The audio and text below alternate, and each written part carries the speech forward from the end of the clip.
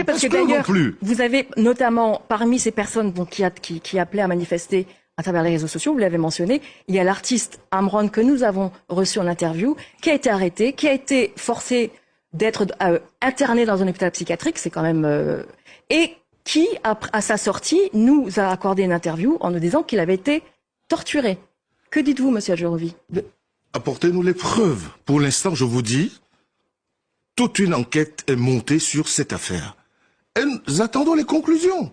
Si tel est le cas, nous en tirerons les conséquences. Mais ce qui est certain, c'est que la jeunesse, une partie de la jeunesse, pas toute la jeunesse, excusez-moi, je reviens de 400 km de Lomé, un pays kabyle, où se tiennent traditionnellement les luttes traditionnelles.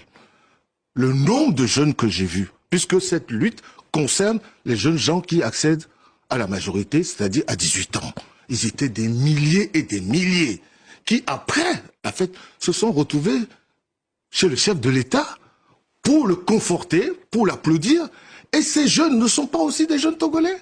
Je vais vous dire quelque chose. Vous parlez d'Amron, artiste togolais.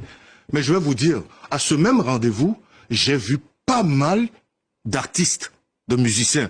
Je ne veux pas donner leur nom ici parce que, bien entendu, nous sommes dans une époque maintenant où, dès qu'on donne un nom qui semble apprécier ce que fait le gouvernement, les torrents de boue, d'insultes, vous allez voir. Dès que je vais quitter ce plateau tout de suite, rien ne me sera épargné. Pour conclure, donc oui. Vous dites qu'au Togo, si on n'est pas satisfait de ce que le gouvernement a établi, on peut manifester. On a toujours manifesté. Il y a des manifestations. Si mon collègue de la sécurité était ici, il allait vous donner des chiffres. Il vous donne des jours.